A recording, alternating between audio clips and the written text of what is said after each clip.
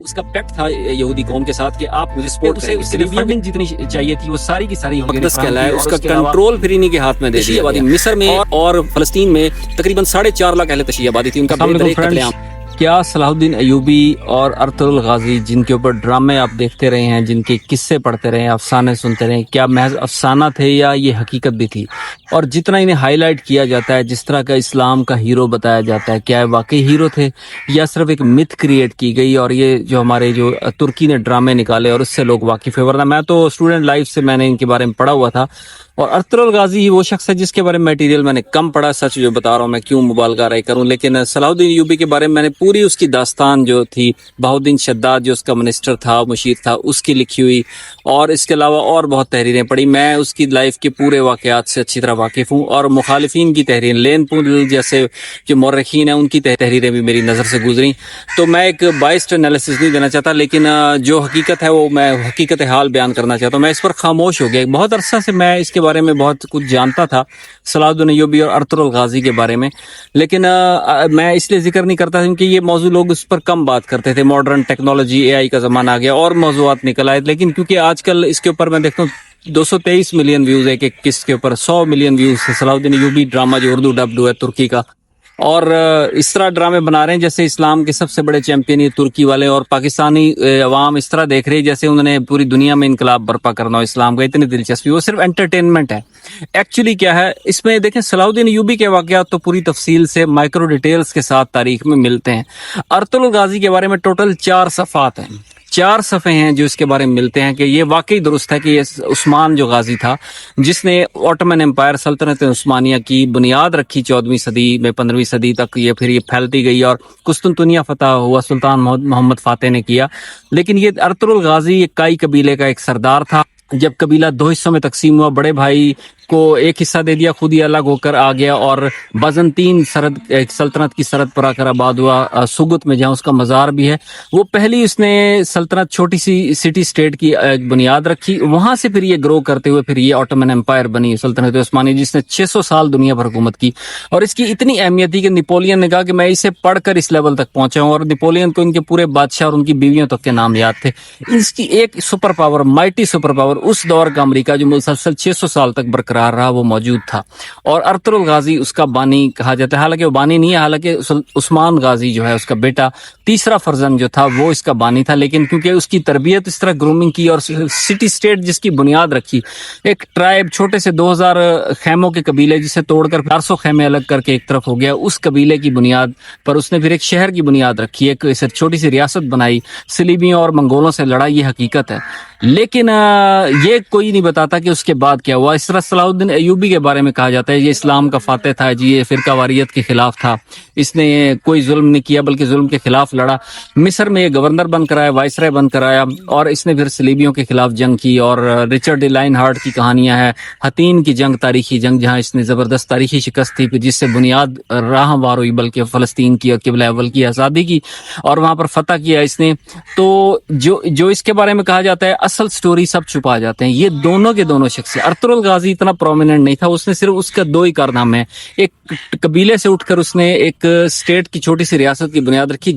جس کی بنیاد کے اوپر، جس کے پلیٹ فارم پر کام کر کے پھر جا کر عثمان غازی نے ایک عثمانی سلطنت کا آغاز کیا، یہ حقیقت ہے۔ لیکن جو صلاح الدین ایوبی ہے، کرد سردار کا بیٹا تھا صلاح الدین ایوبی، لیکن اس کا جو کارنامہ ہے اس کا یہ ہے کہ اس نے قبلہ اول آزاد کرا، بڑے لیول پر ہے، وہ ایک بڑی شخصیت ہے۔ ارطغرل کو ڈرامے سے پہلے کم لوگ جانتے تھے، میں اس کا تھوڑا بہت تاریخ میں پڑھتا تھا، یہ اس کی شخصیات تھی، یہ ایک ذہین سردار تھا۔ اس کے بارے میں بھی مبالغہ رہی کی جاتی ہے جی منگولوں سے لڑا، یہ منگولوں سے انتہائی خوفزدہ رہتا تھا، منگولوں سے خائف تھا، صلیبیوں سے لڑا ہے، یہ اسٹریٹجسٹ تھا، جینیس آدمی تھا، جو قبائل میں صلح کروا کر اوغوز خان کی نسل ترک قبائل کو اس نے اکٹھا کیا، یہ حقیقت ہے۔ لیکن یہ اتنا بڑا فائٹر نہیں تھا جیسا دکھایا جاتا ہے۔ اس کے ہاں ترگت جو ایلپ جو ہے اس کا، اس کے علاوہ دوان ایلپ ہے، اس کے علاوہ حلیمہ سلطان، یہ ریالٹی ہے، ان کے مزارات اب بھی سوگت میں موجود ہیں، جو ان کا جو ایپی سینٹر ہے سلطنت عثمانیہ کا، سوگت نامی شہر جو بازنطین کی سلطنت پر جو آج کے ترکی کا مغربی ایریا ہے، بارڈر ہے، وہاں پر پایا جاتا ہے۔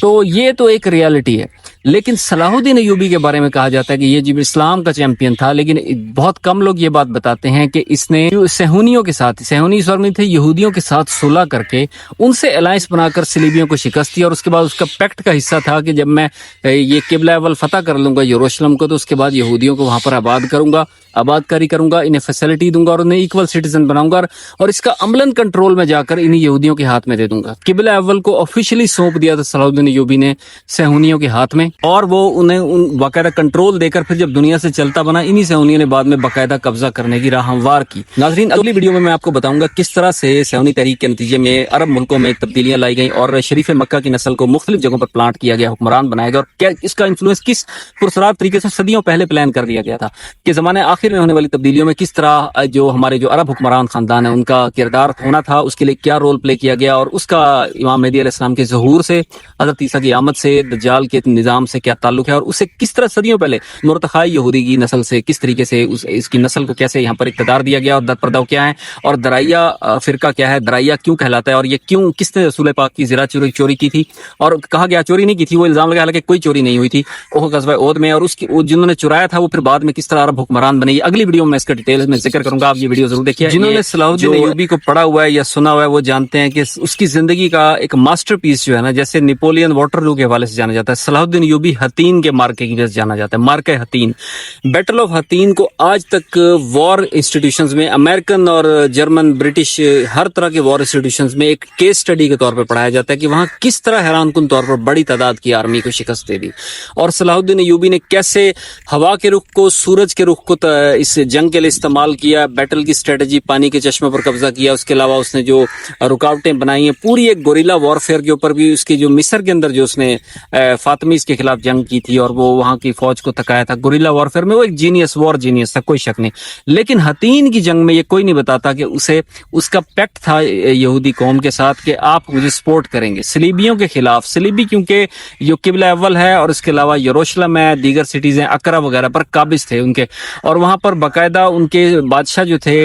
یورپ سے آ کر، جس میں رچرڈ لائن ہارٹ تو بعد میں آیا، باقی بادشاہ قابض تھے، تو وہ وہاں پر باقاعدہ میٹنگز منعقد کرتے تھے، مل کر ان کی فوجیں صلیبی جنگ، مقدس جنگ پوپ کے حکم پر لڑا کرتی تھیں۔ تو صلاح الدین ایوبی نے شکست دی، لیکن اکیلے نہیں دی، اسے اس کے لیے فنڈنگ جتنی چاہیے تھی وہ ساری کی ساری یہودیوں نے فراہم کی، اور اس کے علاوہ اسی قوم سے اس نے پھر مدد لی، اور انہوں نے ساری سازشیں کر کے جو کر کے بہرحال فتح دلوائی۔ لیکن اس کے بعد انہیں کیا حاصل ہے، اس کا یہ حاصل ہوا کہ اس یروشلم کا جو قدیم جو بیت المقدس کہلایا، اس کا کنٹرول پھر انہی کے ہاتھ میں دے دیا گیا، اور اس کے بعد وہ اس سے صدیوں تک ایکسپلائٹ بھی کرتے رہے، اور انہیں دوبارہ جب آ کر پوری دنیا سے لا کر یہودیوں کو جو وہاں سے دور تھے، قبائل میں ڈر کر رہا کرتے تھے چھپ کر، تو انہیں لا کر اس نے باقاعدہ پلان کیا کہ جب فتح کر لیا اس نے یروشلم، تو صلاح الدین ایوبی نے پلان کر کے انہیں دوبارہ یروشلم میں آباد کیا، اس حد تک انہیں فیسیلیٹیٹ کیا کہ انہیں پوری دنیا سے لا کر پہلی دفعہ آباد کری۔ یہ کوئی نہیں بتاتا کہ یہ اسرائیل بننے کے وقت نہیں ہوئی، بلکہ اس سے 800 سال پہلے صلاح الدین ایوبی نے آ کر ان کی باقاعدہ آباد کاری کی، اور اس کے بعد اس حد تک انہیں سہولیات فراہم کی، اس حد تک کنٹرول دیا کہ وہ اسے سائرس ثانی کہنے لگے۔ سائرس اول جو ایران کا بادشاہ تھا، اس نے پہلی دفعہ انہیں آباد کیا تھا، اس قوم کو، بنی اسرائیل کو۔ اس کے بعد صلاح الدین ایوبی نے انہیں پہلی دفعہ اس طرح آباد کیا اور انہیں پوری طریقے سے کنٹرول دیا، کیونکہ اس کا پیکٹ تھا۔ اور جب مصر میں جب وہ وائسرائے تھا، گورنر تھا، فاطمی خلافت کو شکست دے چکا تھا، وہاں پر عباسی خلافت کا قانون نافذ کروا چکا تھا، تو جب حملہ ہوا وہاں پر جتنے مقامی بغاوتیں تھیں، وہاں پر اہل تشیع آبادی مصر میں اور فلسطین میں تقریباً 4.5 لاکھ اہل تشیع آبادی تھی، ان کا بے دریغ قتل عام کیا گیا، وہاں پر سے تشیعوں کو مٹا دیا گیا۔ اس کا ثبوت یہ ہے کہ ایران، یہاں فرقہ وارانہ بحث نہیں کرنا چاہتے، لیکن ایک تاریخ کے فیکٹس ہیں جنہیں بیان کرنا ضروری ہے کہ اس اقدام کے نتیجے میں آپ یہ دیکھیں کہ مصر میں اس حد تک شیعہ عقیدہ تھا کہ وہاں پر تقریباً وہاں پر جو آبادی کی میجورٹی اہل تشیع تھی، اور وہاں پر ایک اور معاملہ تھا کہ وہاں پر اس حد تک شیعوں کا زور تھا کہ کربلا اور حضرت زینب سلام اللہ علیہ کے جو روزے کی مثل ہے، وہاں پر ان کی اسی طرز کی ذریعہ اور روزے قائم کیے گئے، حتیٰ کہ یہ اس حد تک ان کی عقیدت تھی کہ مشہور ہو گیا کہ وہ یہاں دفن ہے، مصر میں، قاہرہ میں مدفون ہے، حالانکہ وہ ان کے روزوں کی شبیہیں تھیں۔ تو وہاں پر پورے اس نیٹ ورک کو توڑا گیا اور لاکھوں لوگوں کا قتل عام کیا گیا. فلسطین میں اور اس کے نواح میں اہل تشیع آبادی کا قتل عام کیا گیا, فاطمی آبادی کا قتل عام کیا گیا, فرقہ وارانہ بنیادوں پر قتل عام کیا گیا. اور یہی کچھ پھر عثمان غازی کی نسل میں آ کر سلطان محمد فاتح نے تو نہیں کیا, اس کے بعد جتنے حکمران تھے انہوں نے آ کر 7 لاکھ آبادی تھی ترکی میں اہل تشیع کی, اسے صفحہ ہستی سے مٹا دیا گیا. اب ترکی میں اہل تشیع نام کو نہیں ملتے. ہر کوئی اپنے فرقے کو ڈیفینڈ کرتا ہے جو کہ صحیح بھی ہے غلط بھی ہے, لیکن یہ کہ یہ تاریخ کے فیکٹس جنہیں کوئی نہیں بیان کرتا. فرقہ واریت دونوں ارطغرل غازی کی نسل میں اور صلاح الدین ایوبی کے اقدامات میں فرقہ واریت شامل تھی, جبکہ صلاح الدین ایوبی نے اوپنلی صہیونیوں سے مدد حاصل کی. یہودیوں سے مطلب صہیونی تو نہیں تھے,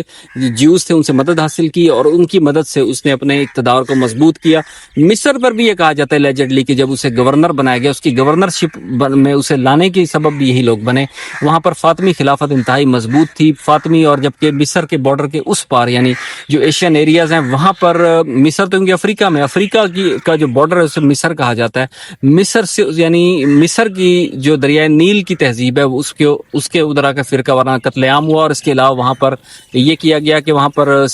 جیوز کی مدد سے وہاں پر کنٹرول حاصل کیا گیا. اور اس کے بعد اپنے اقتدار کو مستحکم کرنے سے لے کر اس کی زندگی کے اختتام تک پوری سٹوری انہی کی سپورٹ, انہی کی مدد پر کے مرہون منت ہے, جس کا کوئی ذکر نہیں کرتا. تو یہ وہ ڈارک فیکٹس ہیں جس میں فرقہ واریت کو چھپایا جاتا ہے, اسلام کا ہیرو بتایا جاتا ہے. بلا شبہ قبلہ بل فتح کرنا درست تھا, ارطغرل غازی کا سغد کی ریاست کو بنانا درست تھا اور بہترین اقدامات ہیں, لیکن اس کے پس منظر میں جو بلیک سٹوریز ہیں ان کا ذکر کرنا بھی ناگزیر ہے, کیونکہ یہ بھی تاریخ کے حقائق ہیں, تلخ حقائق ہیں, ڈارک چیپٹرز ہیں جن کو چھپایا جاتا ہے. اور میں اگلی ویڈیو میں آپ کو بتاؤں گا کس طریقے سے بعد میں یہ جو تحریک شروع ہوئی, جو صہیونیوں کی تحریک شروع ہوئی, کہ اس کا مقصد کیا تھا اور اسے کس طریقے سے عالم اسلام کی سپورٹ حاصل ہے, اور عرب ملکوں میں ان کا انفلوئنس کیسے تھا, مڈل ایسٹ کے ممالک میں ان کا انفلوئنس کیسے تھا.